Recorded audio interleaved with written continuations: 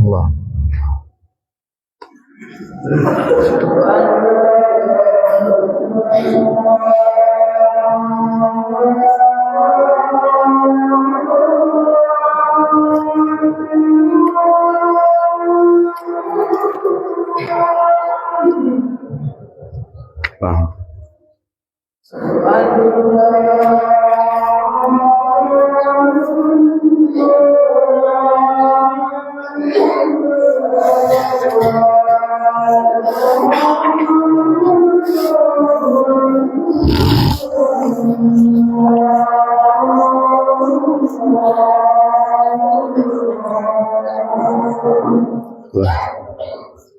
أشهد أن محمدا رسول لا حول ولا قوة.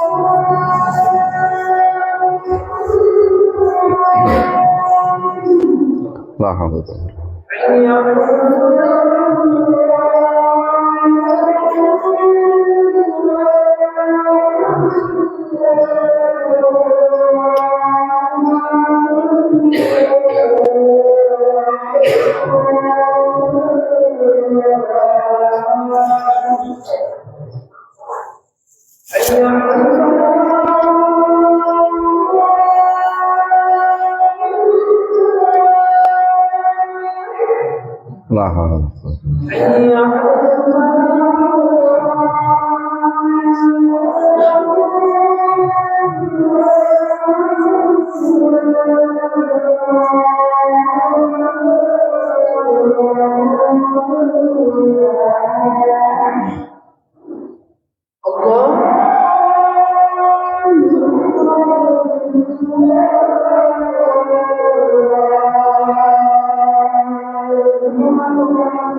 الله أكبر.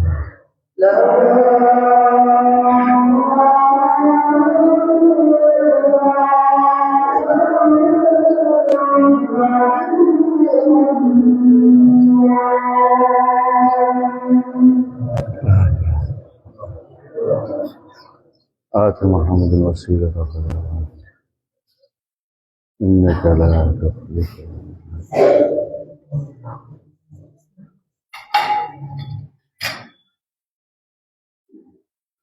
إن الحمد لله نحمده ونستعينه ونستغفره ونعوذ بالله من شرور أنفسنا ومن سيئات أعمالنا من يهده الله فلا مضل له ومن يضلل فلا هادي له وأشهد أن لا إله إلا الله وحده لا شريك له وأشهد أن محمدا عبده ورسوله.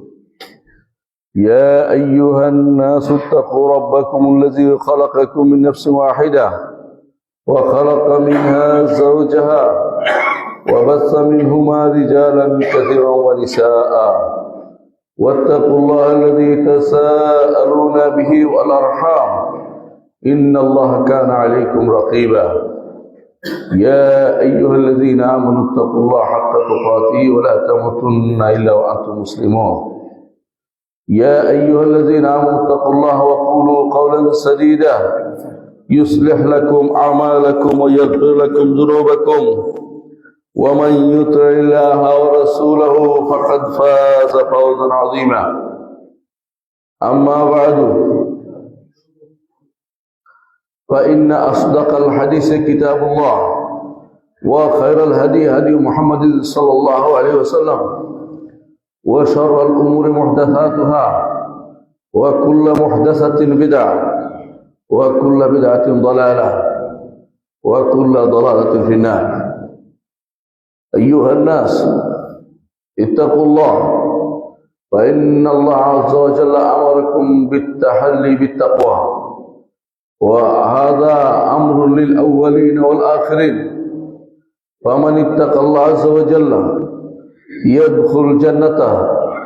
قال الله عز وجل: تلك الجنة التي نورث من عبادنا من كان تقيا. ومن يتق الله عز وجل يجعل له مخرجا. قال الله عز وجل: ومن يتق الله يجعل له مخرجا ويرزقه من حيث لا يحتسب. সম্মানিত মুসলিয়ান ইকরাম, আমাদের প্রত্যেকের উপর ফরজ হচ্ছে আল্লাহর তাকওয়া অবলম্বন করা।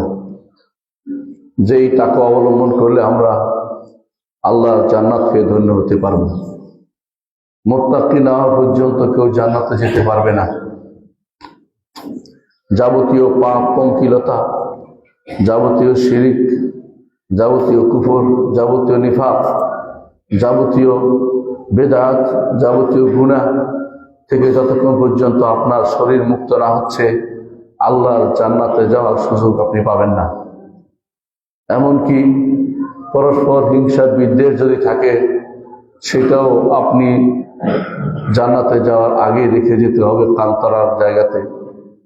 এর অর্থ হচ্ছে জান্নাত পবিত্র জায়গা, সেখানে শুধু তারাই যাবে যারা পবিত্র, যারা নিজের ঈমানকে সঠিক করতে পেরেছে, আকীদা বিশ্বাসকে শুদ্ধ করতে পেরেছে, যারা বেদাত থেকে দূরে থেকেছে, তারাই শুধুমাত্র জান্নাতে যেতে পারবে। যদি এগুলি কোনো কিছু হয়ে যায়, তওবা করে আল্লাহ ক্ষমা করবেন, আর আল্লাহ তাআলা কিছু মানুষকে ক্ষমা করে দিবেন তার একান্ত দয়া। কিছু মানুষকে ক্ষমা করবেন সুপারিশের কারণে, বিভিন্ন কারণে তিনি হাসরের দিন ক্ষমা করবেন। কিন্তু ক্ষমা না করে গুনাহ নিয়ে জান্নাতে যাওয়ার কোনো সুযোগ নেই। এজন্য আমাদের প্রত্যেকের উচিত বেশি বেশি করে তওবা করা, বেশি বেশি করে তওবা করা। মুহাম্মদুর রাসূলুল্লাহ সাল্লাল্লাহু আলাইহি ওয়াসাল্লাম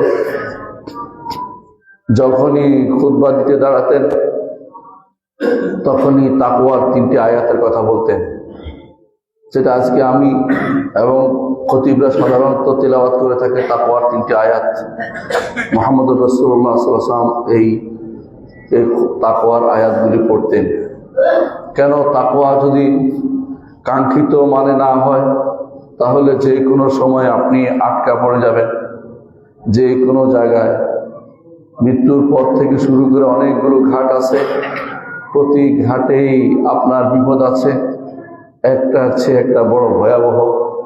তবে যে ব্যক্তির প্রথম ধাপ কবরের প্রশ্নের উত্তর দিতে পারবে, সেই ব্যক্তি কোনো বিপদে পড়বে না, পরবর্তী জীবন তার সুন্দর হবে। কবরের প্রথম প্রশ্নই হচ্ছে মা রাব্বুকা ওয়া মা দীনুকা ওয়া মান নাবিয়ুকা। রব কে তোমার? তাওহীদ প্রতিষ্ঠা করে এসেছো কিনা? তোমার অন্তরে তাওহীদ ছিল কিনা? এটা তুমি এখন ঘোষণা করবে। দুনিয়ার বুকে কেউ তাওহীদের উপর না থাকলে কবরে গেলে বলতে পারবে না রব্বি আল্লাহ, আমার রব আল্লাহ বলতে পারবে না। আর বাকি 2টি প্রশ্ন হচ্ছে তোমার দিন কি ছিল আর তোমার নবী কে ছিলেন। দিন কি ছিল? দিন শব্দের অর্থ হচ্ছে আল্লাহ যা দিয়েছেন সেটা তুমি মেনে চলেছো কিনা। দিন দান অর্থ হচ্ছে মেনে নেয়া। তুমি কোন জিনিস মেনে কবরে এসে উপস্থিত হয়েছ। কবরে আসার আগে দুনিয়াতে থাকতে কোন নীতির উপর চলেছ, ইসলামের উপর চলেছ কিনা। যদি ইসলামের উপর চলে থাকে তাহলে সে ব্যক্তি প্রশ্নের উত্তর দিতে পারবে।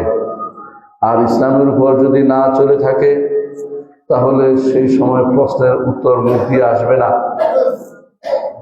ইসলামের উপর চলার জন্য ইসলামকে জানতে হবে, ইসলামকে মানতে হবে এবং ইসলামকে নিজের জীবনের সর্বক্ষেত্রে প্রয়োগ করতে হবে। ইসলাম ছাড়া অন্য কোনো দিন আল্লাহ দেননি। আল্লাহ বলেছেন ইন্না দীনা ইনদাল্লাহিল ইসলাম, আল্লাহর কাছে একমাত্র দিন হচ্ছে ইসলাম। আল্লাহ তাআলা আরো বলেছেন ওয়ামান ইয়াবতাগি গায়রাল ইসলামি দীনান ফালান ইউকবালা মিনহু, যে কেউ ইসলাম ছাড়া অন্য কোনো দিন চাইবে তার থেকে সেটা গ্রহণ করা হবে না। ওয়া হুয়া ফিল আখিরাতি মিনাল খাসিরিন, আখিরাতে সে ক্ষতিগ্রস্তদের অন্তর্ভুক্ত হবে।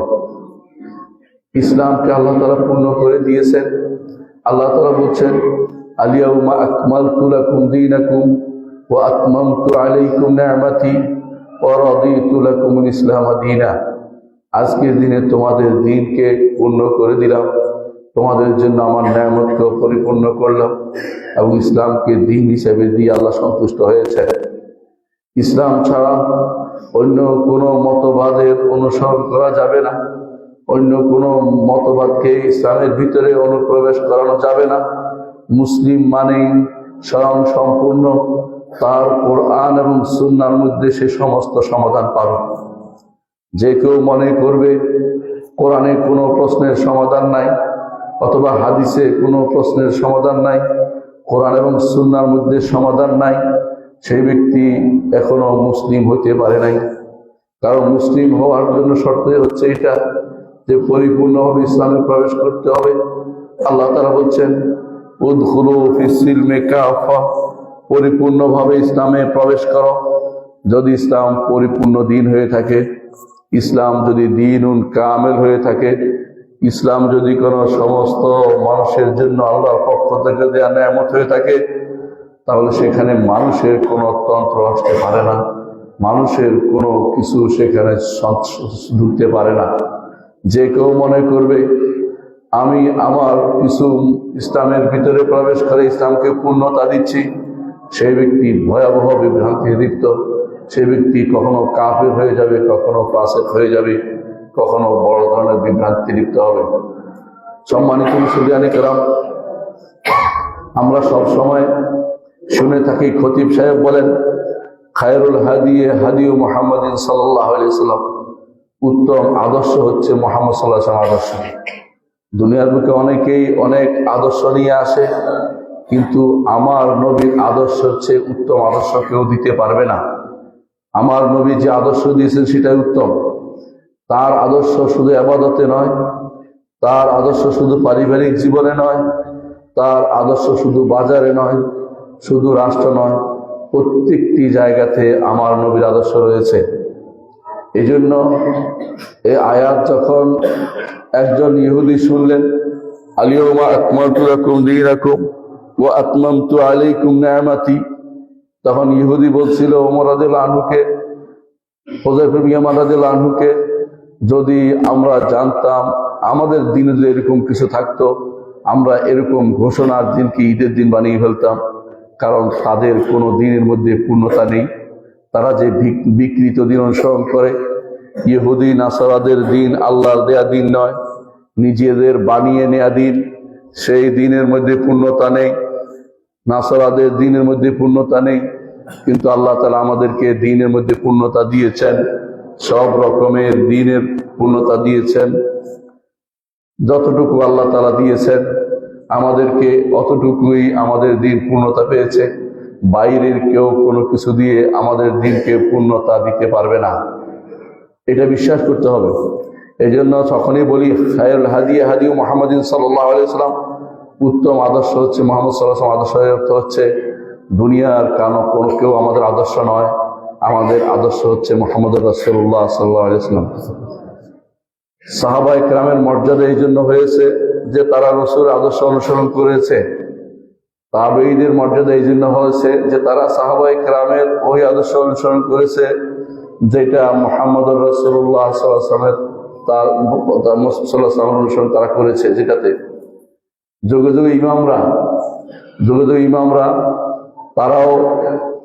তারাই পরিপূর্ণ আদর্শের অধিকারী হয়েছেন যারা মুহাম্মদুর রাসূলুল্লাহ সাল্লাল্লাহু আলাইহি ওয়াসাল্লামকে পূর্ণভাবে অনুসরণ করেছেন।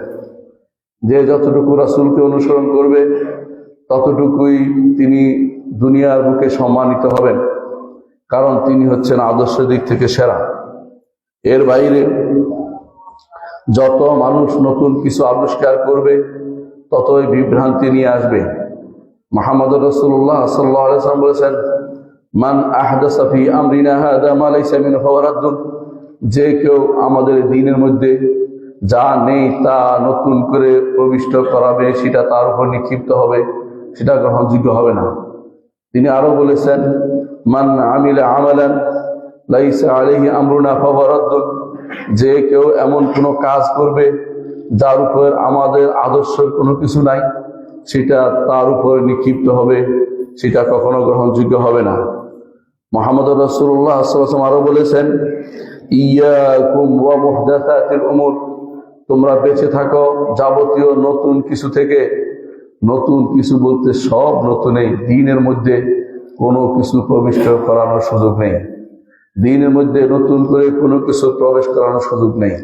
যারাই সেটা করবে রাসূলের নির্দেশকে অমান্য করবে। রাসূল বলেছেন, ইয়াকুম ওয়া মুহদাসাতিল উমুর, সাবধান তোমরা এই বানোয়া নতুন জিনিস থেকে বেঁচে থাকবে। বা ইন্না কুল্লা মুহদাসাতিন বিদআহ, নতুন প্রতিটি জিনিসেই বিদআত।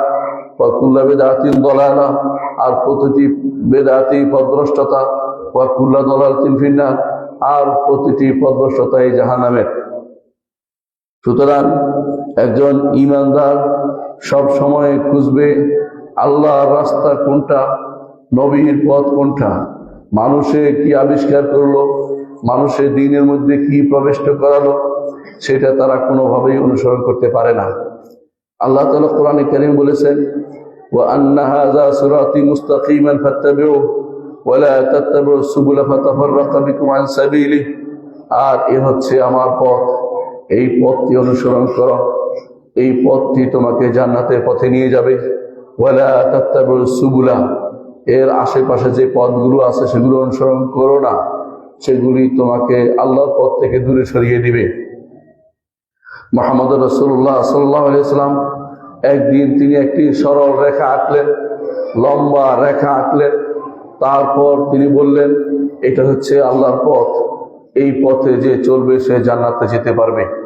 তারপর তিনি এই রেখার আশেপাশে বিভিন্ন রকমের রেখা আঁকলেন, বিভিন্ন আশেপাশে পাশাপাশি অনেকগুলো রেখা এঁকে বললেন, এই পথগুলি শয়তানের পথ। এই প্রতিটি পথের সামনে, এই প্রতিটি রেখার সামনে তিনি বললেন একটা পথ, এই পথগুলোতে শয়তান বসে আছে। ঈমানদার বান্দা যখন আল্লাহর পথের দিকে রওনা হয়, তখন তার পাশে শয়তান প্রতিটি পথ থেকে ডাকতে থাকে, হালুম্মু ইলাইয়া, আমার দিকে আসো, আমার দিকে আসো, আমার দিকে আসো। এভাবে সে ডাকতে থাকে। একটা পথ পার হলে আরেকটা পথে ঢুকে পড়ে, আরেকটা পথ পার হলে আরেকটা পথে ঢুকে পড়ে। পুরো জীবনটা ঈমানদার পরীক্ষায় নিয়োজিত থাকে, সেই জন্য আল্লাহর পথ ছাড়া অন্য কোনো পথে না যায়। কারণ বিভিন্ন পথ তাকে বিভ্রান্তি তৈরি করে দিবে। এই বিভিন্ন পথ থেকে বাঁচার জন্যই প্রতিদিন আমরা একটা পথের অনুসারী হওয়ার দোয়া করি। আমরা যখন বলি ইহদিনাস সিরাতাল মুস্তাকিম, হে আল্লাহ আমাকে সরল সঠিক পথটি দিন, এর অর্থ হচ্ছে ওই পথে যাব না যেই পথে তার ক্রোধ আছে, যেই পথে পথভ্রষ্টরা চলেছে। ক্রোধ আছে ইহুদিরা, নাসারারা পথভ্রষ্টতার মধ্যে আছে। উভয়ের প্রতি আল্লাহর গজব এবং আল্লাহর ইকাব শাস্তি আছে। এরা পথভ্রষ্ট, এরা চিরস্থায়ী জাহান্নামী, কারণ তারা আল্লাহর পথে চলতে পারেনি। দুনিয়ার বুকে এখনো যদি কোনো কেউ এরকম নতুন কোনো পথ আবিষ্কার করে যেটা আল্লাহর পথ নয়, ওই পথে চললে হয় পথভ্রষ্ট হবে, না হয় আল্লাহর ক্রোধের ভিতরে পড়বে। এই জন্য প্রতি মুহূর্ত আমাদের দরকার বলা ইহদিনাস সিরাতাল মুস্তাকিম। এই প্রতি মুহূর্ত এই জিনিসটাকে ঠিক রাখার জন্য আমরা সবসময় বলি, ইয়া হাইয়ু ইয়া কাইয়ুম বিরহমাতিকা আস্তাগীথ আসলিহ লি শা'নি কুল্লাহ ওয়া লা তাকিলনি ইলা নাফসি তারফাত আইন। হে চিরঞ্জীব, হে সর্বসত্তার ধারক, আপনার রহমতের কাছে আশ্রয় চাচ্ছি। আমাদের উপর ন্যস্ত করবেন না ক্ষণিকের জন্য। আপনি যেভাবে আপনি আমাদের দায়িত্ব নেন, আপনার পথে আমাদেরকে পরিচালিত করুন। ঈমানদার আল্লাহর উপর ঈমান আনার পরে ইসলামের বাইরে চিন্তা করতে পারে না। যা কিছু হয় বলতে হবে ইসলামে আছে কি না, যদি শুনতে পায় ইসলামে নাই, সেটা সে গ্রহণ করতে পারে না। যারা ইসলামের বাইরের জিনিস নিয়ে এসেছে তারা তো নতুন শরীয়ত প্রবর্তন করে। আল্লাহ তাআলা বলছেন, আম লাহুম শুরাকা শারাউ লাহুম মিনাদ-দীন মা লাম ইয়াযাম বিহিল্লাহ, তাদের কি কোনো শরীক আছে যে আল্লাহর দ্বীনের মধ্যে আল্লাহর অনুমতি ব্যতীত নতুন কিছু প্রবর্তন করবে? যদি কেউ এমন কিছু করে অবশ্যই সে পথভ্রষ্ট হতে থাকবে। এই জন্য মুহাম্মদুর রাসূলুল্লাহ সাল্লাল্লাহু আলাইহি ওয়াসাল্লাম সাবধান করেছেন আমাদেরকে। তিনি বলেছেন, একদিন তিনি দীর্ঘ খুতবা দিলেন, দীর্ঘ ভাষণ দিলেন। ইরবাদ ইবনে সারিয়ার জন্য বর্ণিত হাদিসে এসেছে, সাহাবায়ে কেরাম বললেন, ইয়া রাসূলুল্লাহ, আপনি যেন আমাদেরকে বিদায়ী ভাষণ দিলেন, আপনি কি আমাদেরকে নসিহত করবেন? রাসূলুল্লাহ সাল্লাল্লাহু আলাইহি ওয়াসাল্লাম তিনি নসিহত করলেন, বললেন, আমি দুনিয়া থেকে চলে যাওয়ার পরে তোমরা অনেক দিন হয়তো বাঁচবে, তারপর তোমরা দেখতে পাবে ফাসাইয়ারা ইখতিলাফান কাসীরা, অনেক মতভেদ দেখতে পাবে। রাসূলুল্লাহ সাল্লাল্লাহু আলাইহি ওয়াসাল্লাম তখন বললেন, এই অবস্থায় তোমরা কি অনুসরণ করবে? আলাইকুম বিসুন্নতি ওয়া সুন্নাতুল খুলাফায়ে রাশিদিন আল মাহদিয়িন আদু আলাইহা বিন নওয়াজিস, তোমরা আমার সুন্নতকে আঁকড়ে ধরবে, আমার আদর্শকে আঁকড়ে ধরবে, আমার খলিফায়ে রাশেদদের আদর্শকে আঁকড়ে ধরবে। সাবধান, ইয়াকুম ওয়া মুহদাসাতিল উমুর, নতুন দ্বীনের মধ্যে যারা নতুন কিছু প্রবিষ্ট করায় সেখান থেকে তোমরা বেঁচে থাকবে, সেগুলি তোমরা অনুসরণ করো না। আরেক হাদিসে রাসূলুল্লাহ সাল্লাল্লাহু আলাইহি ওয়াসাল্লাম বলেছেন, আমার উম্মত ৭৩ ভাগে বিভক্ত হবে, ৭২ ভাগ জাহান্নামে যাবে, একটি শুধুমাত্র জান্নাতে যাবে। সাহাবায়ে কেরাম বললেন, ইয়া রাসূলুল্লাহ, সেই জান্নাতে যাওয়ার একটি জান্নাতে যাবে, সেই জান্নাতে যাওয়ার এই ফেরকাটি কোনটি? রাসূলুল্লাহ সাল্লাল্লাহু আলাইহি ওয়াসাল্লাম বললেন, মা আনা আলাইহি ইয়াওমা আসহাবি, যার উপর আজকে আমি আছি এবং আমার সাহাবীরা আছে। এর অর্থ হচ্ছে জান্নাতে যেতে হলে নবীর পথ এবং সাহাবীদের পথের কোনো বিকল্প নেই। সাহাবায়ে কেরাম হচ্ছে আমাদের জন্য জান্নাতে যাওয়ার আদর্শ এবং রসুলকে মানার জন্য আয়না স্বরূপ। রসুলকে কিভাবে মানতে হবে আমার আল্লাহ সেটা বলে দিয়েছেন, সাহাবায়ে কেরামের মতো করে মানতেন। তিনি বলেছেন, ফাইন আমানু বিমিসলি মা আমানতুম বিহি ফাকাদ ইহতাদাও, যদি তারা ঈমান আনে যেভাবে তোমরা ঈমান এনেছো তাহলে তারা হেদায়েত প্রাপ্ত হবে। সাহাবায়ে কেরাম যখনই শুনতেন মুহাম্মদুর রাসূলুল্লাহ সাল্লাল্লাহু আলাইহি ওয়াসাল্লাম একটি হাদিস, তখনই তারা অন্য সব কিছু পরিত্যাগ করে হাদিসের দিকে ফিরে আসতেন। এটা হচ্ছে সাহাবায়ে কেরাম আদর্শ। তারা মনে করতেন আল্লাহ রাসূল সাল্লাল্লাহু আলাইহি ওয়াসাল্লাম যা যা করেছেন, যা যা বলেছেন, যা যা অনুমোদন করেছেন, তার বাইরে কোনো দিন থাকতে পারে না। তারা এই জন্য বলতেন, সাহাবা সালেহিনের জন্য বলতেন যে সুন্নাহ হচ্ছে সাফিনাতুন নূহ, নূহের কিস্তি হচ্ছে সুন্নাহ। অর্থাৎ যে ব্যক্তি সুন্নাহ অনুসরণ করে সে শুধুমাত্র নাজাত পাবে, আর যে ব্যক্তি বেদাত অনুসরণ করবে সেই ব্যক্তি পথভ্রষ্ট হবে, ডুবে মরবে। আমার আপনার এই জন্য দিন পূর্ণ হয়ে গেছে, নতুন করে কোনো কিছু ঢুকানোর প্রয়োজন নেই। আব্দুল্লাহ ইবনে মাসউদ রাদিয়াল্লাহু আনহু বলতেন, ইত্তাবিউ ওয়া লা তাবতাদিউ, তোমরা অনুসরণ করো, বেদাত করো না। ফাকাদ কুফিতুম, যথেষ্ট হয়ে গেছে, অর্থাৎ তোমাদেরকে যথেষ্ট করে দেয়া হয়েছে, তোমাদেরকে যা দেয়া হয়েছে তা যথেষ্ট, নতুন করে দ্বীনের জন্য কিছু বাড়াতে তোমরা পারবে না। বলতে পারেন বেদাত হলে কি ক্ষতি? বেদাত হলে ক্ষতি হচ্ছে বেদাত করলে সেটা আল্লাহর দরবারে সেটা যাবে না।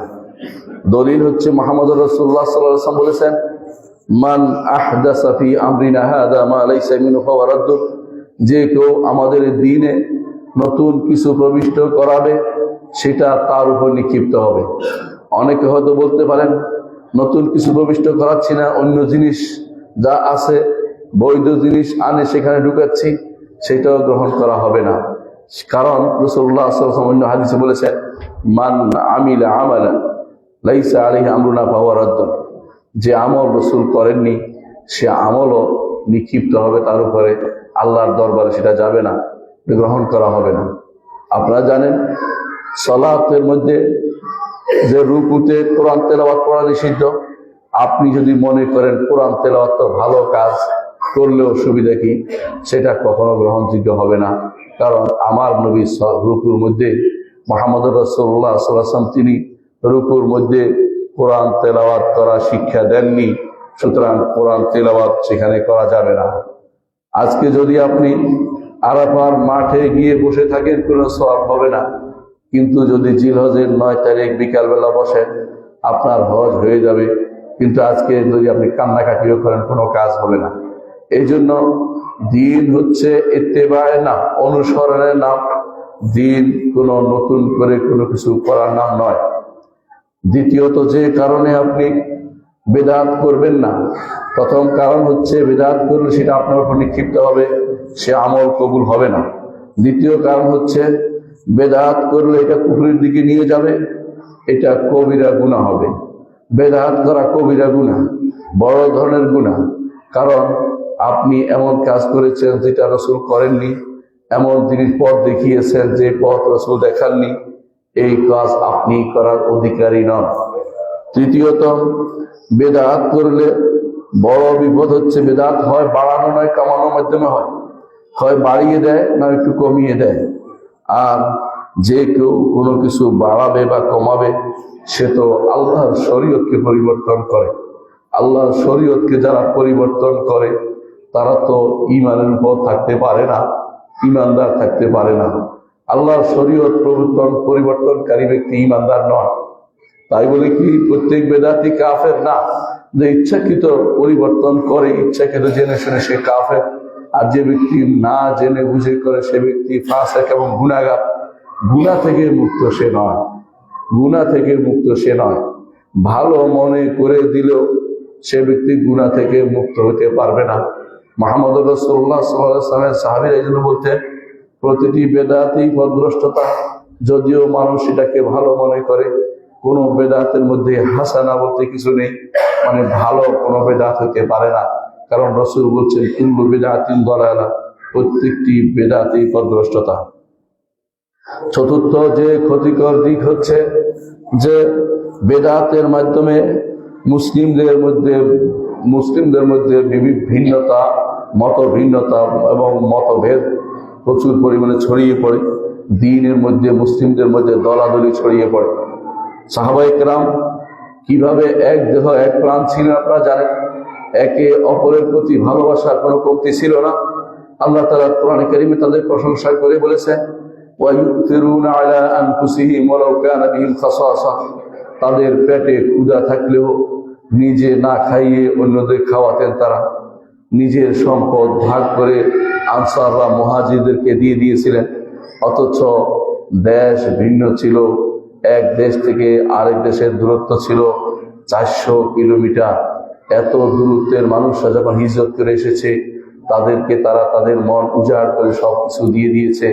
অন্তরের মধ্যে এ ব্যাপারে কোনো তাদের সামান্যতম দ্বিধা হয়নি, আমাদের সম্পদ আরেকজনকে কেন দেব? কারণ এটা হচ্ছে ভালোবাসার নমুনা। তারা বলে নাই যে ওরা তো আনসার, ওরা তো মুহাজির, আমরা তো আনসার, ওরা তো মক্কাবাসী, আমরা তো মদিনাবাসী, ওরা তো অমুক দেশের, আমরা তো অমুক দেশের, ওরা তো এই করে আমরা ওই করি। আমাদের মধ্যে তাদের মধ্যে বিশাল পার্থক্য, সাংস্কৃতিক পার্থক্য, ভাষাগত পার্থক্য, পার্থক্য কিছুই বলে নাই।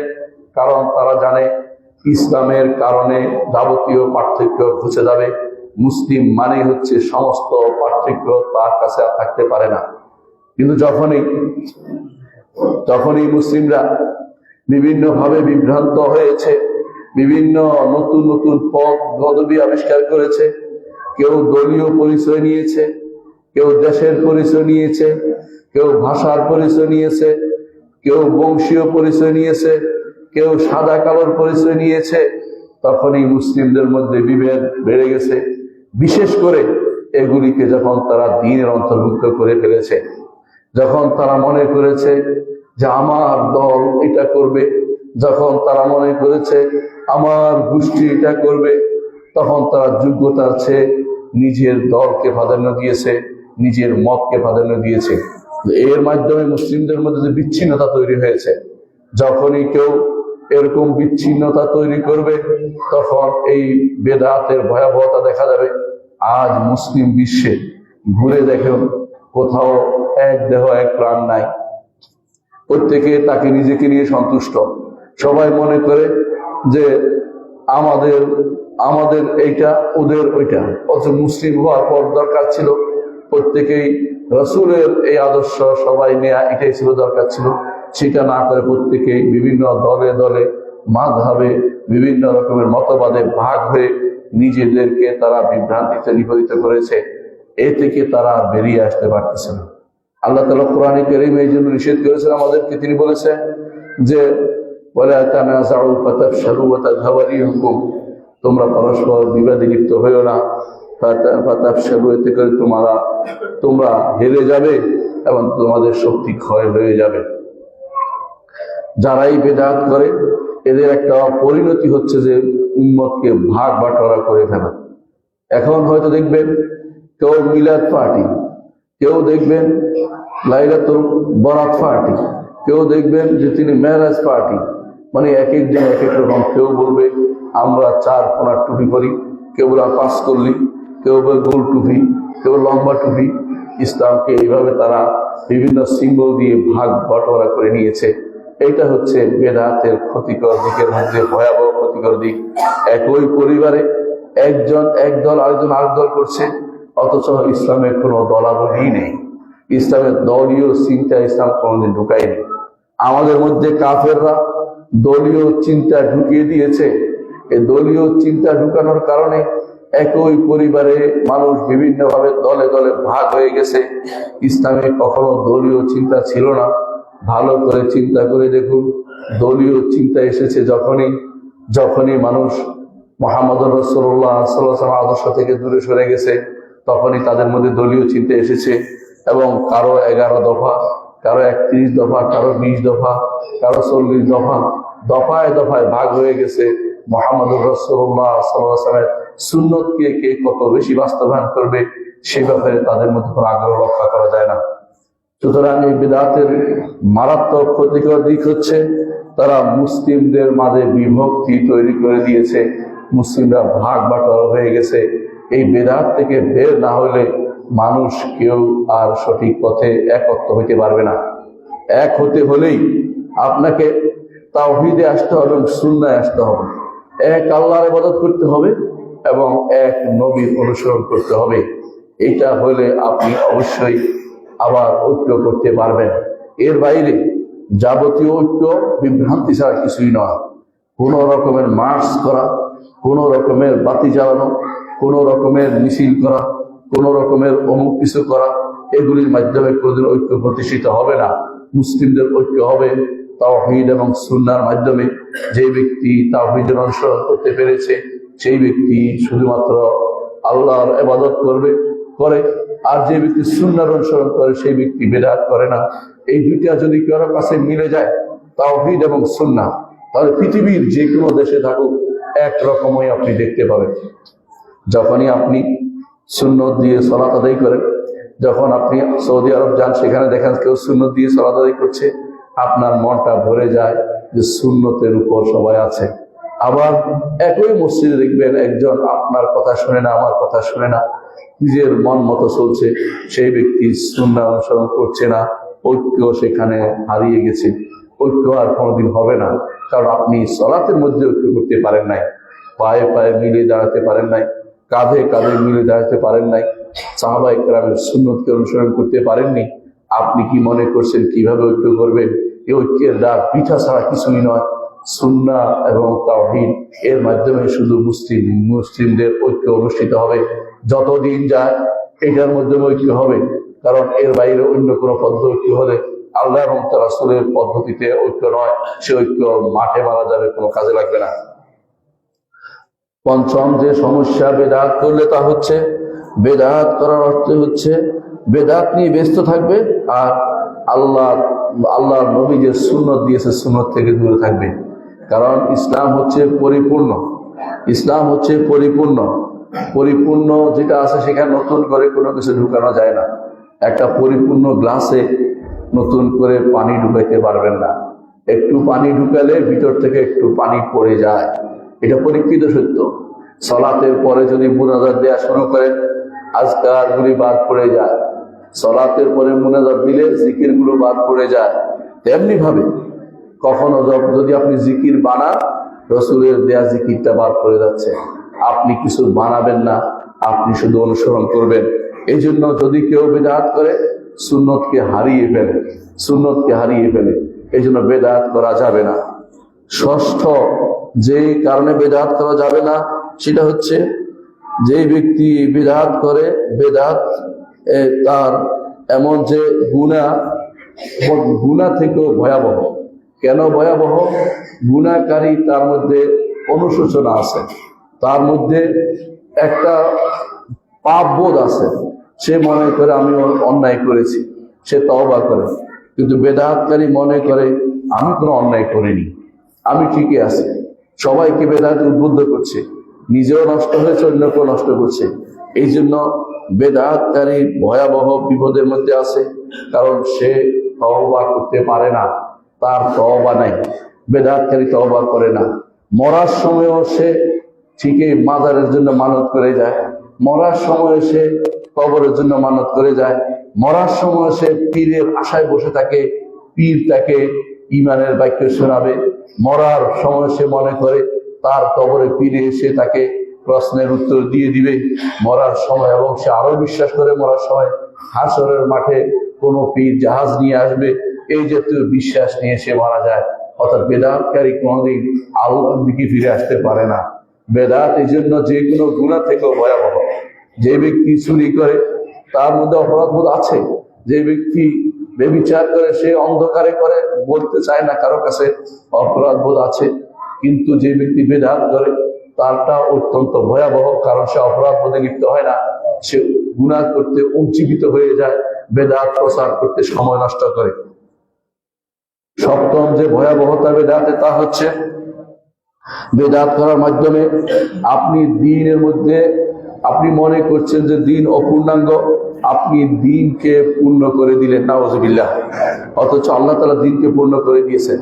এই জন্য ইমাম মালিক রহমতুল্লাহ আলাইহি বলেছেন, দুনিয়ার বুকে যখনই কেউ বেদাত করে তখন সে যেন মনে করলো যে মুহাম্মদুর রাসূলুল্লাহ সাল্লাল্লাহু আলাইহি ওয়াসাল্লাম রিসালাত মানুষের কাছে পৌঁছান নাই, আমি শুধুমাত্র সেটা পৌঁছে দিচ্ছি, নাউযুবিল্লাহ। মুহাম্মদুর রাসূলুল্লাহ সাল্লাল্লাহু আলাইহি ওয়াসাল্লাম তিনি বিদায় হজের ভাষণে বলেছিলেন, আলা হাল বাল্লাগতু, আলা হাল বাল্লাগতু, আলা হাল বাল্লাগতু, আমি কি তোমাদের কাছে পৌঁছে দিয়েছি কিনা, আমি কি তোমাদের কাছে পৌঁছে দিয়েছি কিনা। তিনি হাত দিয়ে ইঙ্গিত করছিলেন, আর সবাই বলছে আল্লাহুম্মা নাআম, অবশ্যই আল্লাহ তাআলাকে সাক্ষী রেখে বলছি, অবশ্যই আপনি আমাদের কাছে অবশ্যই আল্লাহর দ্বীনকে পৌঁছে দিয়েছেন। তখন মুহাম্মদুর রাসূলুল্লাহ সাল্লাল্লাহু আলাইহি ওয়াসাল্লাম তিনি উপরের দিকে আঙ্গুল দিয়ে বলেছেন, আল্লাহুম্মা ফাশহাদ, আল্লাহ আপনি সাক্ষী থাকুন, এদেরকে সাক্ষী হিসেবে আপনি গ্রহণ করুন যে আমি আমার দায়িত্ব পালন করেছি। মুহাম্মদুর রাসূলুল্লাহ সাল্লাল্লাহু আলাইহি ওয়াসাল্লামের দায়িত্ব ছিল পৌঁছে দেয়া, দ্বীনকে পূর্ণ করে দেয়া। দ্বীনকে পূর্ণ না করে তিনি দুনিয়া থেকে যান নাই। আল্লাহ তাআলা এই দ্বীনকে পূর্ণতা দিয়েছেন, রাসূলের হাদিসে এটাই যে আল্লাহ তাআলা এই দ্বীনকে পূর্ণতা দিবেন, এই দ্বীনকে তিনি পূর্ণ করে দিয়েছেন। যে ব্যক্তি বেদাত করে সে মনে করে সে দ্বীন পূর্ণ নয়, সে পূর্ণ করতে গেছে। এই জন্য বেদাতের অর্থ হচ্ছে দ্বীনকে পূর্ণ করতে যাওয়া, আর দ্বীনকে পূর্ণ করতে যাওয়ার কোনো অনুমতি আমাদের নাই। ইমাম মালিক রহমতুল্লাহ আলাইহি বলতেন যে জিনিস সাহাবাদের যুগে দ্বীন হয় নাই, যে জিনিস রাসূলের যুগে দ্বীন হয় নাই, কিয়ামত পর্যন্ত সেটা দ্বীন হবে না। আপনি যে কোনো কাজই করে জিজ্ঞাসা করবেন রাসূলের যুগে ছিল কিনা, সাহাবীদের যুগে ছিল কিনা, এটা আপনার প্রশ্নের জায়গা, কারণ না হলে সেটা কোনোদিন দ্বীন হতে পারে না। অষ্টম যে সমস্যা বিদাত করলে তা হচ্ছে আপনি পথভ্রষ্টতাকে প্রমোট করলেন, কারণ রসুলের কথাই হচ্ছে প্রতিটি বেদাতি পথভ্রষ্টতা, আর আপনি পথভ্রষ্টা প্রমোট করলেন। আরেকটি সমস্যা হচ্ছে এর সাথে, এটা হচ্ছে অপরের বোঝা বহন করলেন, অর্থাৎ গুনার বোঝা বহন করলেন। যেই ব্যক্তি বেদাত করে সে তো গুনাহ করে, সে তো পথভ্রষ্টতা চালায়। এই ব্যক্তির এই বেদাতের কারণে যত মানুষ এই বেদাত অনুসরণ করবে তত মানুষের গুনাহ সে বহন করবে। এটা আমার কথা নয়, মুহাম্মদুর রাসূলুল্লাহ সাল্লাল্লাহু আলাইহি ওয়াসাল্লাম বলেছেন, মান সান্না ফিল ইসলামি সুন্নাতান সাইয়্যাতান ফালাহু উযরুহা ওয়া উযরু মান আমিলা বিহা ইলা ইয়াউমিল কিয়ামাহ মিন গায়রি আন ইউনকাসা মিন আওজারিহিম শাইআন। যত মানুষ আমল করবে তাদের গুনাহ থেকে কিছু কমবে না, কিন্তু তাদের গুনাহ কমবে না, কিন্তু যত মানুষকে আপনি গুনার পথ দেখিয়েছেন সবাই বোঝা আপনাকে বহন করতে হবে। মুহাম্মদুর রাসূলুল্লাহ সাল্লাল্লাহু আলাইহি ওয়াসাল্লাম উদাহরণ দিয়েছেন, তিনি বলেছেন জগতের বুকে যত হত্যা হয় সম পরিমাণ গুনাহ প্রথম আদমের প্রথম সন্তানের উপর গিয়ে পড়ে, কারণ সে প্রথম দুনিয়াতে হত্যার পথ দেখিয়েছে। তেমনি ভাবে যারা এই বেদাত করবে, আকীদাগত বেদাত হোক অথবা আমলগত বেদাত হোক, দুটোই আছে। আকীদাগত বেদাত যেমন কেউ শিয়া হয়েছে, খারেজি হয়েছে, অথবা জাবারি হয়েছে, কাদারি হয়েছে, অথবা নতুন কোনো পথ নিয়ে মাতামাতি করছে, নতুন কোন পথ দেখানোর চিন্তায় বিভোর হয়েছে, মনে করেছে যে আমি তো ভালোই করছি, নাউজুবিল্লাহ।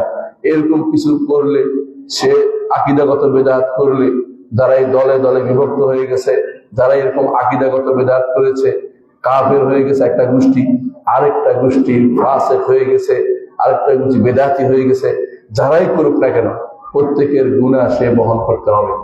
এই জন্য আল্লাহ তাআলা কোরআনে কারীম বলেছেন, ফেরাউন সম্পর্কে বলেছেন, ওয়াজআলনাহুম আইম্মাতান ইয়াদউনা ইলান নার ওয়া ইয়াউমাল কিয়ামাতি লা ইউনসারুন। এরা হচ্ছে এমন গোষ্ঠী যারা জাহান্নামের দিকে আহ্বানকারী, এরা হচ্ছে জাহান্নামের দিকে আহ্বানকারী। কিয়ামত পর্যন্ত যত মানুষ ফেরাউনের নীতি চলবে, তত মানুষের গুনাহ ফেরাউনের উপর যাবে, এরাও নিজেরাও গুনাহগার হবে, ফেরাউনের উপর যাবে। এজন্য আপনি কোন কল্যাণের দ্বার উন্মোচন করুন, অকল্যাণ রুদ্ধ করুন। মুহাম্মদ রাসূলুল্লাহ সাল্লাল্লাহু আলাইহি ওয়াসাল্লাম বলেছেন, কুন মাফাতিহাল খাইরি ওয়া মাগালিকাল শার। তুমি হও কল্যাণের দ্বার উন্মোচনকারী, অকল্যাণের দ্বার রুদ্ধকারী।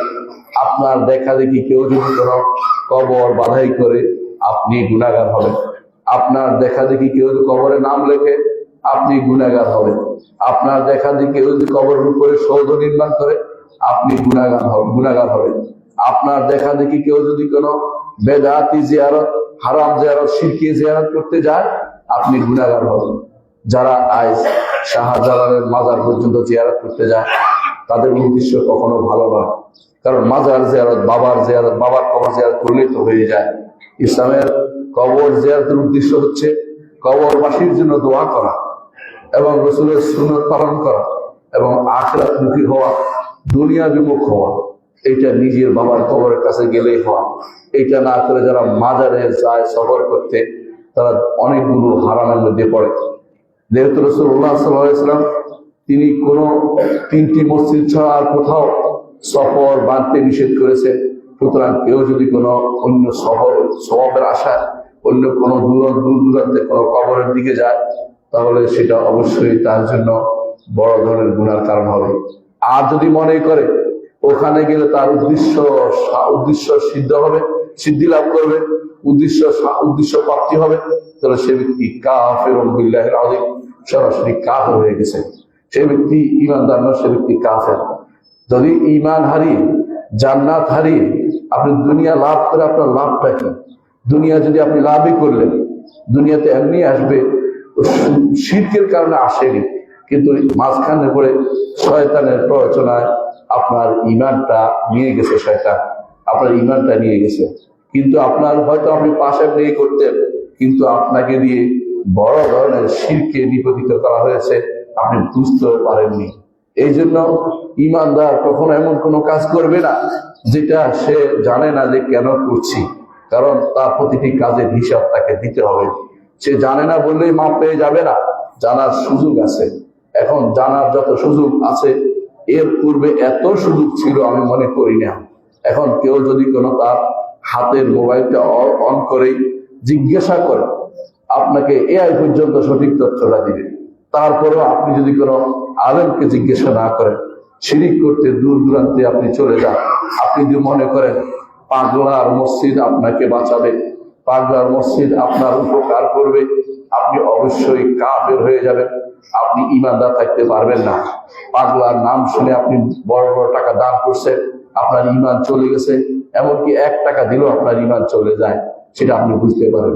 কারণ ঈমান চলে যাওয়ার মূল কথাই হচ্ছে এটা, আল্লাহ ছাড়া কারোর জন্য আপনার মনের আকুতি দিয়েছেন, মনের ভালোবাসা জমা দিয়েছেন, আশা করেছেন আল্লাহ ছাড়া অন্য কারোর কাছে, এবং ভয় করেছেন আল্লাহ ছাড়া অন্য কাউকে। সুতরাং আপনার ঈমান অত্যন্ত ভয়াবহতায় লিপ্ত রয়েছে।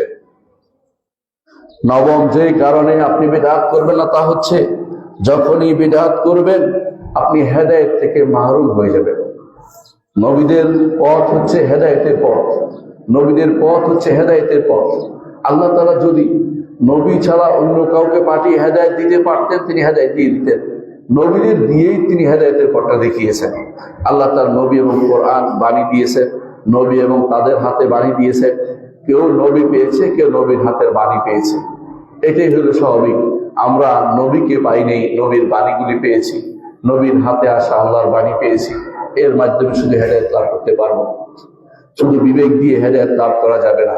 যারা শুধু বিবেক দিয়ে হেদায়েত লাভের আশায় বসে আছেন তারা বিভ্রান্ত, এরাই শুধুমাত্র বেদাতে লিপ্ত হয়।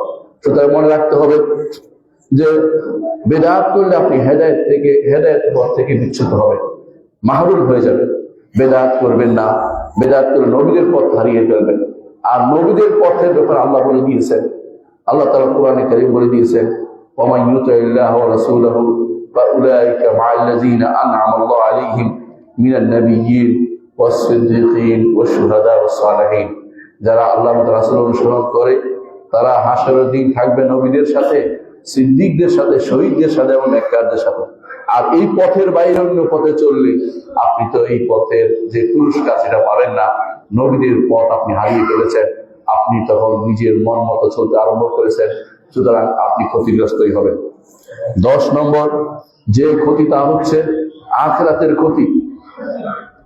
আখিরাতের বড় ক্ষতি হচ্ছে হাসরের মাঠ, সূর্য মাথার উপর থাকবে, এক একজন ঘরমাক্ত হতে থাকবেন, পানির পিপাসা লাগবে, পানির দরকার হয়, কিন্তু পানি পাচ্ছেন না। আপনি যাবেন মুহাম্মদ রাসূলুল্লাহ সাল্লাল্লাহু আলাইহি ওয়াসাল্লাম হাউজ থেকে পানি পান করতে, আপনাকে তাড়িয়ে দেওয়া হবে। কেন তাড়িয়ে দেওয়া হবে? বলা হবে ইন্নাকা লা তাদরি মা আহদাসু বা'দা, হে নবী আপনি জানেন না তারা আপনার পরে কি নতুন জিনিস আবিষ্কার করেছে। এর অর্থ হচ্ছে যে ব্যক্তি বেদাত চালু করবে সেই ব্যক্তি রসুলের হাউস থেকে পানি পান করতে পারবে না। আর রসুলের হাউস থেকে পানি পান করার অর্থ হচ্ছে আর কোনদিন পিপাসার্ত হবে না। এবং এমন মিষ্ট পানি, এমন সুগন্ধ পানি, এমন সুমিষ্ট পানি, এমন ভালো পানি জগতে নাই, আখিরাতে শুধু আছে। এই উত্তম পানি থেকে আপনি বঞ্চিত হয়ে যাচ্ছেন বেদাত করার কারণে। সুতরাং বেদাত থেকে দূরে থাকার জন্য আপনার চেষ্টা করা ওয়াজিব রয়েছে, কর্তব্য রয়েছে। বেদাত মানুষ কেন করে? বেদাত করে 1 নম্বর কারণ হচ্ছে দিন সম্পর্কে না জানার কারণে বেদাত করে। বেশিরভাগ মানুষই দিন সম্পর্কে জানে না, এই জন্য বেদাত করে। আল্লাহ তাআলা কোরআনে কারীম বলেছেন, কুল ইন্নামা হারামা রাব্বিয়াল ফাওয়াহিশা মা যাহারা মিনহা ওয়া বাতান ওয়াল ইসমা ওয়াল বাগয়া বিগাইরিল হাক্কি ওয়া আন তুশরিকু বিল্লাহি মা লাম ইউনাজ্জিল বিহি সুলতানা ওয়া আন তাকুলু আলাল্লাহি মা লা তা'লামুন। বেদাত করার অর্থ হচ্ছে আল্লাহর উপর না জেনে কথা বলা। মানুষ দিন না জানার কারণে অনেক কিছু করে ফেলে, এরপরে আবার যদি ধরিয়ে দেওয়া হয় আবার রেগেও যায় এবং তখন উল্টাপাল্টা বলতে আরম্ভ করে। আমি আশ্চর্য হয়েছি এমন অনেক মানুষকে যারা দিনের মধ্যে কথা বলতে ভুল করেছে, ধরিয়ে দিলে আবার রেগেও গেছে। এটা আশ্চর্য, কারণ আখাযাতুল ইজ্জাতু বিল ইসমি, তার আত্মমর্যাদা তাকে গুনাহ করতে প্ররোচিত করেছে। আত্মমর্যাদা ওই সময় বাকি থাকে যখন শুদ্ধটা বলে দেয়, আমি ভুল করেছিলাম এই শব্দটা, এটা ভুল শুদ্ধ হবে, এটা খুব ভালো জিনিস, কারণ ভুল শুধরিয়ে নেওয়া ভালো। কিন্তু ভুলকে শুদ্ধ বলে এবং অপরকে ঘায়েল করার জন্য লেগে যাওয়া, এটা আল্লাহর নীতির বিরুদ্ধে। এটা আল্লাহ তাআলা এটা কখনো পছন্দ করবেন না। এটা করলে ব্যক্তি নিজে বিতর্কিত হবে, অপমানিত হবে এবং সেটা শুধু সময়ের অপেক্ষা মাত্র। সুতরাং বেদাত কেন করে? 1 নম্বর কারণ হচ্ছে দিন সম্পর্কে না জানার জন্য মানুষ বেদাত করে। তো দিন জানার চেষ্টা করবেন। দিন জানার মাধ্যম যেমন খুতবা আছে, তেমনি মাদ্রাসাগুলি প্রতিষ্ঠা করবেন। আপনাদের এই প্রতিষ্ঠানগুলো কেন্দ্রিক প্রত্যেকটাতেই দিন, সঠিক দিন জানার আপনার যেন মাধ্যম থাকে, চেষ্টা করবেন। আপনার এখানে যেন সবার আগে নিজেরাই মাদ্রাসা করে ফেলবেন, ভালো উন্নত মাদ্রাসা করবেন, যাতে করে আপনার সন্তান যেন বেদাতি মাদ্রাসায় যেতে না হয়। আপনার সন্তান বেদাতি মাদ্রাসায় যাওয়ার অর্থ হচ্ছে আপনি আর সন্তানকে পাবেন না, ভবিষ্যৎ প্রজন্ম বেদাতের মধ্যে লিপ্ত হয়ে যাবে। যে কোনো মূল্যে আমার কম থাকতে পারে সামর্থ্য, কিন্তু আমার শুদ্ধতা নিতে হবে। আমি অল্প দিয়ে হলেও আমার প্রতিষ্ঠানকে জিয়ে রাখবো। প্রত্যেকে সেভাবে আপনারা এগিয়ে আসবেন, নিজেদের জন্য মাদ্রাসা প্রতিষ্ঠান করবেন, যাতে বিশুদ্ধ আকীদা ও মানহাজের দাওয়া দিতে পারেন। দয়া করে কোনোদিন বেদাতি মসজিদে, বেদাতি মাদ্রাসায় পড়াবেন না। আমার জানা মতে একজন এসে আমাকে বলল যে অমুক খানে অমুকের কথা শুনে আমার ছেলেটাকে দিয়েছি, ছেলেটা এখন বেদাতি হয়ে গেছে। লোকটা সালাফি, কিন্তু সে বেদাতিদের বাঁচতে পারে, বেদাতি তাকে ওখানকার পড়ালেখা তাকে ভিন্ন পথে নিয়ে গেছে। এর অর্থ হচ্ছে এইভাবেই শিক্ষার মাধ্যমে, কুশিক্ষার মাধ্যমে মানুষ আমাদেরকে বিভ্রান্ত করা হবে। এজন্য প্রথমেই তাদের মনে বিশুদ্ধ আকীদার দাস আপনি ঢুকিয়ে দিবেন, বিশুদ্ধ পথ আপনি তাকে দেখিয়ে দিবেন।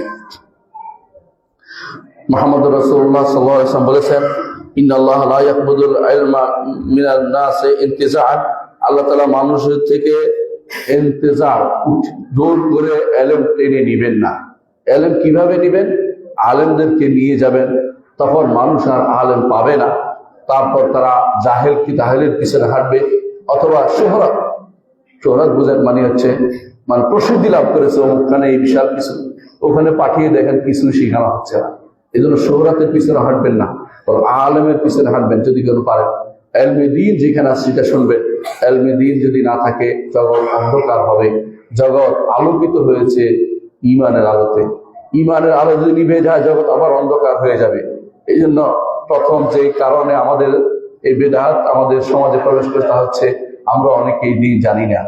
আমাদের সালাফি মানহাজের অনেক ভাইকে দেখি বিভিন্ন দলে দলে বিভক্ত, বলে আমি ওই ঘরে ছিলাম অমুক কোট গায়ে দিয়ে, এই ঘরে আসছি আমি এখন মোহাম্মদী পতাকা নিয়ে। এই জাতীয় কথাগুলি ইসলামের মধ্যে চলে না।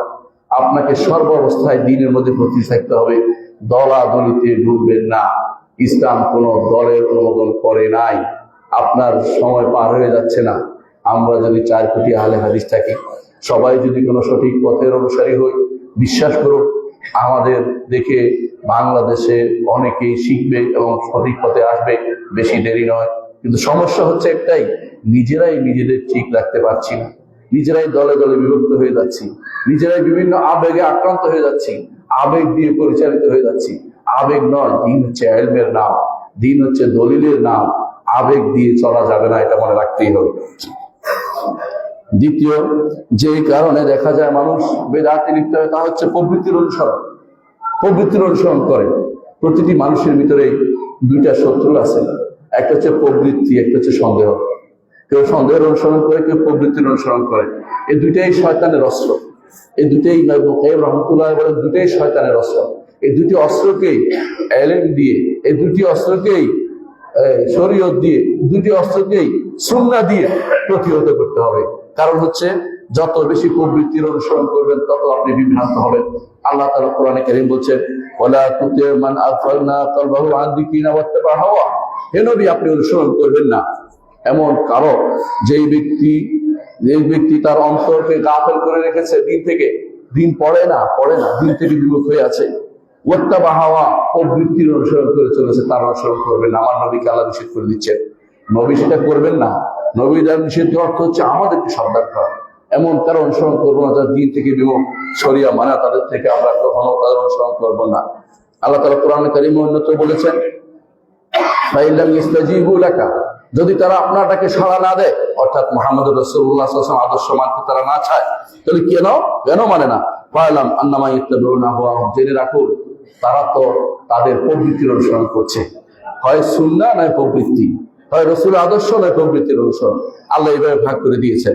ফাইলাম আন্নামা ইয়াত্তাবিউনা হাওয়াহুম। তারপর আল্লাহ তাআলা বলছেন, ওয়ামান আদাল্লু মিম্মান ইত্তাবা হাওয়াহু বিগাইরি হুদাম মিনাল্লাহ, যে ব্যক্তি প্রবৃত্তির অনুসরণ করে আল্লাহর হেদায়েতকে এক পাশে রেখে, আল্লাহর যে হেদায়েতকে অনুসরণ না করে প্রবৃত্তির অনুসরণ করে, তার চেয়ে বড় পথভ্রষ্ট আর কেউ নেই। সূরা কাসাসের মধ্যে আল্লাহ তাআলা বলেছেন। আল্লাহ তাআলা আরো বলেছেন, আফারাআইতা মান ইত্তাখাযা ইলাহাহু হাওয়াহু, আপনি কি তাকে দেখেননি যে ব্যক্তি তার প্রবৃত্তিকে আল্লাহ বানিয়ে ফেলেছে? অর্থাৎ প্রবৃত্তি যা বলে তা শোনে, কারণ আল্লাহর কথাই তো শুনতে হয়। সে না করে যে ব্যক্তি প্রবৃত্তির অনুসরণ করে, সে তো প্রবৃত্তিকে আল্লাহ বানিয়ে ফেলেছে। কিন্তু আল্লাহ তাআলা বলেছেন, আফারাআইতা মান ইত্তাখাযা ইলাহাহু হাওয়াহু, প্রবৃত্তিকে ইলাহ বানিয়ে নিয়েছে। তারপর আল্লাহ তাআলা বলেছেন, ওয়াদাল্লাহু আলা ইলমিন, জানার পরেও সে পথভ্রষ্ট হয়েছে, কারণ প্রবৃত্তিটাকে সঠিক পথে আসতে দেয়নি। ওয়া খাতামা আলা সামঈহি ওয়া কলবিহি, তার কানের উপরে এবং তার কলবের উপরে মোহর মেরে দেওয়া হয়েছে। ওয়া জাআলা আলা বাসারিহি গিশাওয়া, তার চোখের উপরে পর্দা দিয়ে দেওয়া হয়েছে। ফামান ইয়াহদি মিন বাদিল্লাহ, আল্লাহ তাআলা যে হেদায়েত না দেখে কাকে হেদায়েত দিতে পারবে? আফালা তাযাক্কারুন, একটু কি চিন্তা গবেষণা করবে না? একটু তোমরা শিক্ষা নিবে না? সূরা জাসিয়া 23 নম্বর আয়াতে আল্লাহ সেটা বলেছেন। সুতরাং বোঝা গেল যে একজন মানুষ যখন প্রবৃত্তির অনুসারী হয়ে যায়, তখন সে সুন্নাহর পথে থাকতে পারে না, বেদাতের অনুসরণ করে চলে। বেদাতের অনুসরণ করার আরেকটা কারণ হচ্ছে বড় বড় নেতাদের অনুসরণ করা, বড় বড় শেখদের অনুসরণ করা, বড় বড় আকাবেরদের অনুসরণ করা। যারা এই বেদাত করে, দেখবেন যে তারা তাদের বিশেষ শেখ আছে।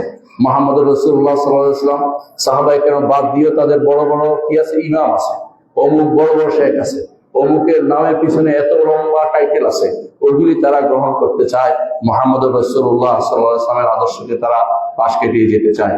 আল্লাহ তাআলা কোরআনে কারীমে তাদের সম্পর্কে বলেছেন, ওয়াইযা কিলাহুম তাআলা ইলা মা আনজালাল্লাহ, যখন তাদেরকে বলা হয় আসো ওইটার দিকে যেটা আল্লাহ নাযিল করেছেন, ওইটা রাসূল দিয়েছেন, ক্বালু হাসবুনা মা ওয়াজাদনা আলাইহি আবানা, তারা তখন বলে আমরা আমাদের পিতা মাতাকে যার উপর পেয়েছি সেটা যথেষ্ট। এখনো তাই। আশেপাশে আপনি দাওয়াত দিতে যান, বলতে আমাদের হুজুর কি ভুল করেছিল, আমাদের হুজুর এই বুজুর্গই ছিল, আমাদের হুজুর এই ভালো ছিল, আমাদের হুজুরের এই কথা দোয়া করছিল পানি পড়ে গেছে আসমান থেকে, এই জাতীয় কথা দিয়ে তারা আপনাকে বিভ্রান্ত করবে। এরা কার কাজ হচ্ছে এটাই যে তারা তাদের পূর্বপুরুষদের অনুসরণ করে, কোরআন এবং সুন্নাহর অনুসরণ করতে তারা চায় না। চতুর্থ যে কারণে মানুষ বিদআত করে তা হচ্ছে মানুষ আকলকে প্রাধান্য দেয় কোরআন এবং সুন্নাহর, বিবেককে প্রাধান্য দিচ্ছে কোরআন সুন্নাহর উপর। একবার আব্দুল্লাহ ইবনে মাসউদ রাদিয়াল্লাহু আনহু তার ঘরে বসা ছিলেন, এমন সময় আবু মুসা আশআরী রাদিয়াল্লাহু আনহু বললেন, আবু আব্দুর রহমান, আমি মসজিদে কিছু লোককে দেখেছি যে তারা একবার বলছে সুবহানাল্লাহ 100 বার পড়ো, আলহামদুলিল্লাহ 100 বার পড়ো, গোল হয়ে বসে। এখন যেমন হালকা জিকির হয় না এরকম আর কি, হালকা জিকির এখন কত 5 লাখ 6 লাখ বার, এই সমস্ত জিনিস সবই বিদআত। তো আব্দুল্লাহ ইবনে মাসউদ দেখলেন যে, বললেন যে কি বলেছিস, কি করেছিস? বলে আমি কিছু করিনি। বলে আপনি কিছু করেন না মানে? তিনি যেভাবে সেভাবে দৌড়ে গেলেন, যা বললেন যে মুহাম্মদ রাসূলুল্লাহ সাল্লাল্লাহু আলাইহি ওয়াসাল্লামের আদর্শ, তার কাপড় চোপড় কিছু এখনো নষ্ট হয় না, এখনই তোমরা নতুন জিনিস আবিষ্কার করেছ, নাকি হেদায়েত তোমরা আদাবর পেয়েছ? তখন তারা কি বললো আবু আব্দুর রহমান, আমরা তো ভালোই চাচ্ছি, মানে বিবেক দিয়ে ভালো নির্ধারণ করছে, আল্লাহ এবং তার রাসূলের দেয়া পদ্ধতি অনুসরণ করছে না। বিবেক দিয়ে ইবাদতের মধ্যে ভালো নির্ধারণ করা যাবে না।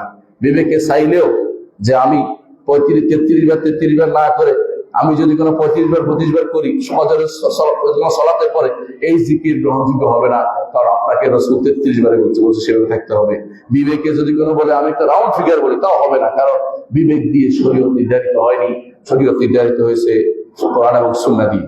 পঞ্চম যে কারণে অনেকেই পথভ্রষ্ট হয়, তাদের এই কারণটা হচ্ছে তারা কি করে, যে সমস্ত আয়াতের মধ্যে তাদের বুঝতে অসুবিধা হয়, কিছু আয়াত আছে বুঝতে অসুবিধা হয়, সেগুলিকে নিয়ে তারা থাকবে। যে সমস্ত আয়াত স্পষ্ট সেগুলি অনুসরণ করে না, তারা তো সবসময় অনুসরণ করবে সন্দেহের অনুসরণ তা থাকবে। যারা এই সন্দেহের পিছনে সারাদিন দৌড়াবে তারা বিভ্রান্ত হবে এবং পথভ্রষ্ট হবে। ষষ্ঠ যে কারণে মানুষ পথভ্রষ্ট হয় তা হচ্ছে বেদাতীদের সাথে চলা। বেদাতীর সাথে চললে অনেক সময় দেখবেন যে আপনি আর হক পথ পাচ্ছেন না, কারণ তার সাথে কথা বলতে গেলে আপনাকে হিসাব রেখে কথা বলবে, বন্ধুত্ব নষ্ট হয়ে যাবে। বন্ধুত্ব নষ্ট হয়ে যাওয়ার পরে আপনি এখন তার হক কথা বলতেছেন না।